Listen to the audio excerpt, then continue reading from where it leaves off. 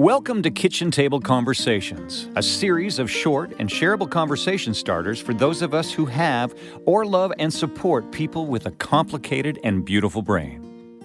Here's your host, Angela Geddes. Hi, everyone, and welcome to another edition of Kitchen Table Conversations.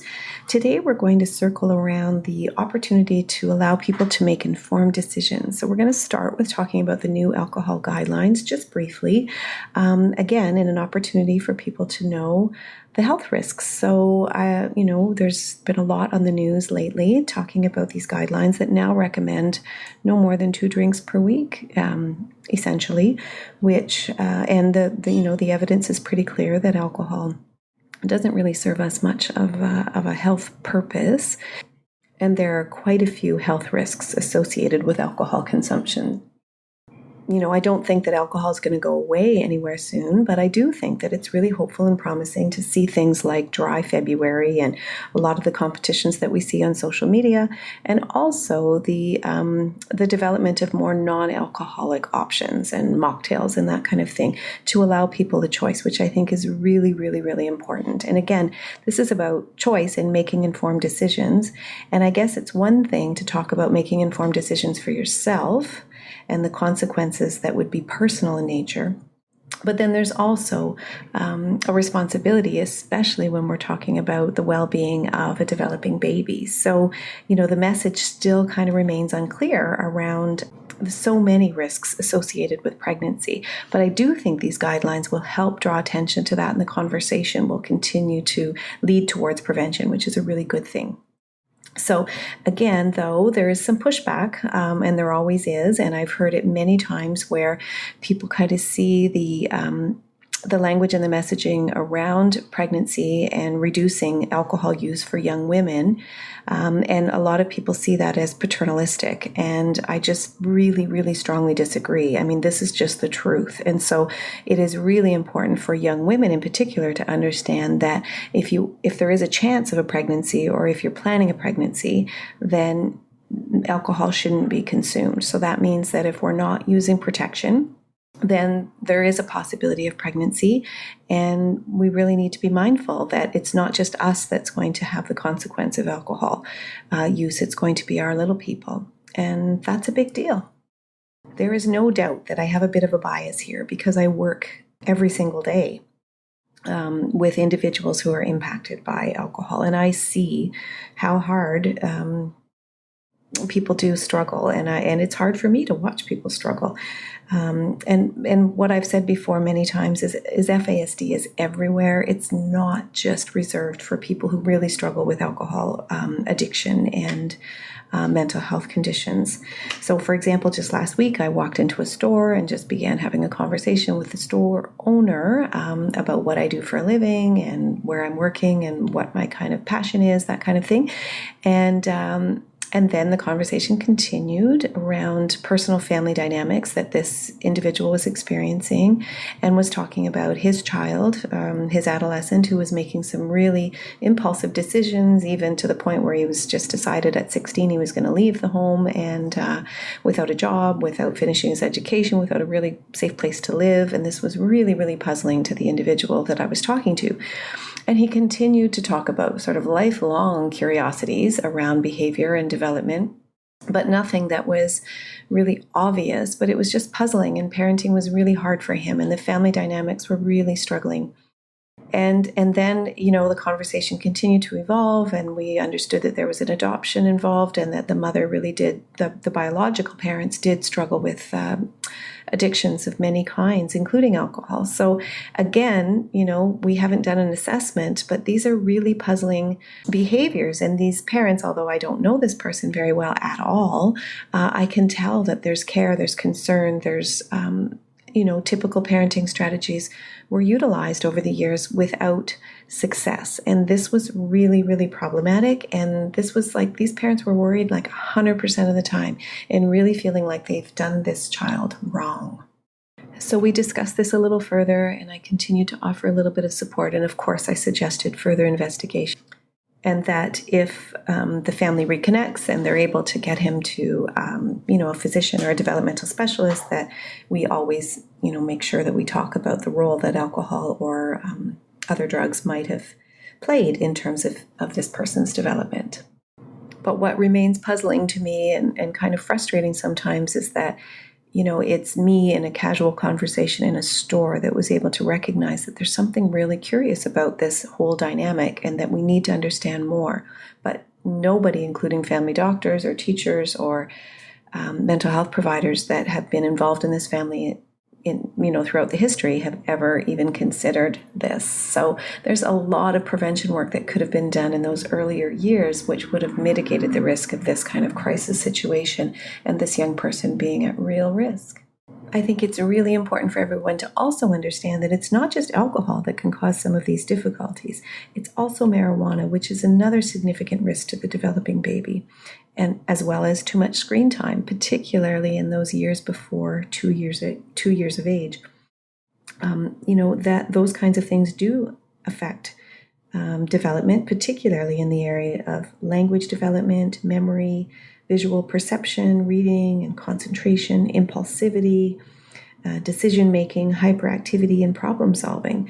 Those kinds of things are really impacted by a lot of the things that we do in those really early years and certainly throughout pregnancy. It was very interesting for me and pretty alarming, actually, that I did a presentation for young students at Fanshawe College that were just transitioning from high school to post-secondary. And we were talking about fetal alcohol spectrum disorder and the risks of alcohol use. And the question came up around the use of marijuana. And the majority of the group in this classroom really felt that marijuana was a healthy alternative to alcohol and did not recognize any risks at all, both to themselves, essentially, but certainly to the pregnancy. And this was really, really upsetting to many people. And they felt like one person in particular stated that she was never going to get pregnant if this was the case, because she couldn't imagine her life without having marijuana in it. So again, these are discussions that we do need to have around our kitchen tables. And I think for those of you who know me, you know that I remain very committed to helping people make informed decisions and to help reduce both the incidences and the impact of prenatal exposures, and to do whatever we can to support healthy brain development throughout our children's lives as well. And this is something that I remain incredibly passionate about, because I do see so much opportunity and so much hope. And I do believe that it takes more of us discussing this kind of thing at our own kitchen tables. So let's do this.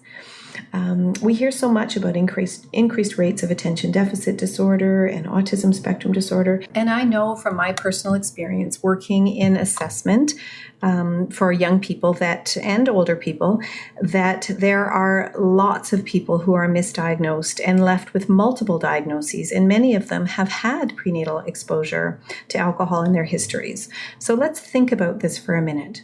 I know of situations, again, even in my personal life, where there have been alcohol-exposed pregnancies, but people are not willing to further pursue or investigate this, but instead are left to accept or continue to be confused by multiple diagnoses, including such things as anxiety or depression, bipolar, or some personality disorders, PTSD, post-traumatic stress disorder, attention deficit, hyperactivity disorder, and now autism.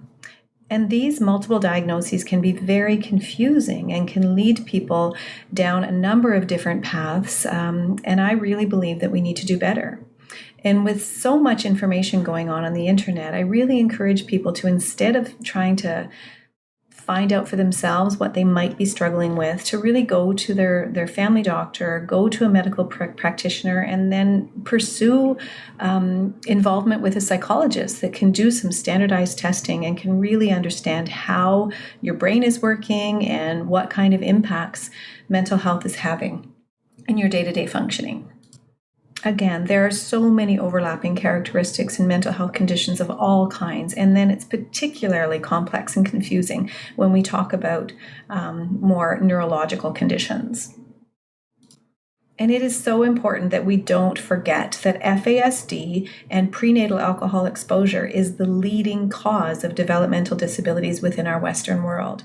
Currently, we have 1.8 million Canadians who would qualify for an FASD diagnosis. And these prevalence rates, I know I've said this before, but it's really important for everyone to share because the prevalence rates are higher than autism, cerebral palsy, Tourette syndrome, and Down syndrome combined. So, I find that this work is so meaningful because there is opportunity for real change. And some would say that any kind of publicity is good publicity, but I have to comment on, the tendency for there to be such a stigma attached to mental health conditions, but certainly fetal alcohol spectrum disorder, which is why there's such a barrier to further understanding and why there's such a barrier to pursue this as a possible diagnosis. And unfortunately, when it comes to FASD, there has been some pretty negative publicity, especially in the media, and I'm still pretty disgusted with the way that Saturday Night Live depicted fetal alcohol spectrum disorder in one of their skits, and I encourage you to kind of take a look, although I think it's been taken off of some of the YouTube clips and what have you because it has been so stigmatizing and demoralizing. But to give a quick scenario or synopsis, it was a person who was clearly struggling with a number of physiological and social difficulties, and the parents were there sort of making fun of him and highlighting all of his areas of difficulty and how they were actually trying to hire somebody to be his prom date. It was pretty terrible.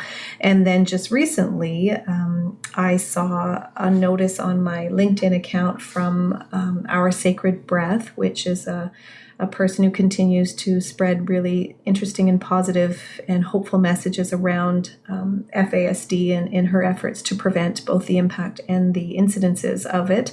But she shared a TikTok reel that was going viral, and it was from a Build-A-Bear workshop experience where a woman indicated that, to quote her, was hands down the best trend right now is telling people that they look like they have fetal alcohol syndrome.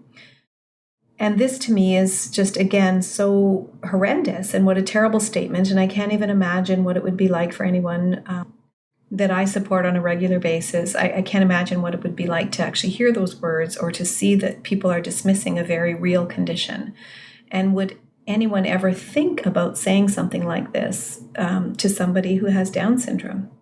And no matter what the cause of the developmental disability is, to the person who's experiencing it, it's very real, and it's not something that they can do anything about. They didn't cause this to happen. And they shouldn't be a punchline in somebody's joke. And once again, I think in this particular case, when we are talking about fetal alcohol spectrum disorder, with the right information and the right supports, it can be prevented. I've been sharing this information for quite a few years, and I suppose the most frustrating part for me is that, and for people who are working in this field, is the fact that FASD is not a new phenomenon. People have known about the risks associated with prenatal alcohol exposure as far back as biblical times, and warnings were documented in early research journal articles, some dated back to the 1700s. So physicians knew that fetal development was impacted, but for whatever reason, the attempts to share this kind of information more broadly and certainly within medical practice has been met with some resistance. So I guess I'm here to say that, or here to share that I've worked with many moms and dads who have told me, who have cried and told me that had they known more about the risks associated with prenatal alcohol exposure, they would have made different decisions. And that will haunt them for a long time, even though we all know that people do not intentionally harm their growing babies. So this is why I often quote Maya Angelou. And she says, do the best until you know better. And then when you know better, let's do better. So let's talk about a few things that maybe we should be investigating or curious about, or maybe even concerned about, that would prompt us to go to our family doctor and maybe ask for a referral to some developmental specialists. Especially in those early years when things can be so subtle and manageable, but yet we're curious about them. So when we feel like something might not be right, I think as parents we need to really act on that, and grandparents and community members. Again, it takes a community to raise a child. But I think we should get more comfortable with asking questions and going to our doctors when our babies and toddlers are not sleeping well, for example, or maybe they're not eating well, maybe they have a gag reflex, or maybe they projectile vomit a little bit more than what you would expect. Maybe they become very easily agitated or frustrated, or kind of go from 0 to 60 really quickly, and the next thing you know, food is flying across the room. So, and maybe kids are refusing to sit, and they just can't seem to concentrate or finish things. Or maybe they're jumping from one activity to another and really getting upset quite easily when plans have to change. And maybe they switch really, really quickly from being very happy one minute to being very sad. And sometimes we just, assume people are faking it and turning on the tears. But sometimes these emotions are really real and they're really, really big. And that can be curious. And I think it really warrants further investigation. I also encourage people to use developmental screens. And, the Nipissing developmental screens, for example, there's a number of them that you can find. Consult with your physician and see what he or she thinks is best. But tracking things like how many words little people should be speaking at a certain time frame, and recognizing that developmental norms are quite broadly demonstrated. So, these are just guidelines, but certainly when you go through these developmental screens, they give you an idea of what to continue to monitor and what to look for expertise and support with. I think it's important to be curious about inconsistent performance as well, and how some days things are really easy and some days things are not. Those kinds of things are really important to investigate and to determine whether or not these limitations are developmental in nature. And then I think the earlier we know that, the better off we can intervene, and we can shift our parenting strategies and our support strategies in a better way, so that we can reach some of the goals that we want to get to, and customize the learning process so that it meets the needs in a good way. So to highlight and to give an example of this, I was at a beach with family and friends at a social event, and there was a little person that was with me, and we were building castles with the parent, and building sandcastles with the parent. And this individual, who was around 2.5, was, we started out building the castles, and then he would just continue to break all of the castles that were being built around him, not just his own. So I was suggesting to him that, this is your castle and you can build it and you can break it, but leave daddies and leave mummies and leave other people to build their own castle. And the parent acknowledged that it was perfectly fine for this little person to crush his sandcastle and that kind of thing. But it wasn't that, the message was not whether or not he could break the sandcastle. That was not the big deal. The message, or the teaching and the opportunity there, from my perspective, was to help this little person develop a whole bunch of social skills, including empathy and the concept of cause and effect and the implications on other people in terms of our own behavior, and to kind of help support impulse control, and just those boundaries that we all need to learn and practice, and especially for those who have complicated and beautiful brains. So I hope you found this episode to be a little bit thought-provoking, and that you feel that it would be important to bring this back to your kitchen table. With many thanks, Angela.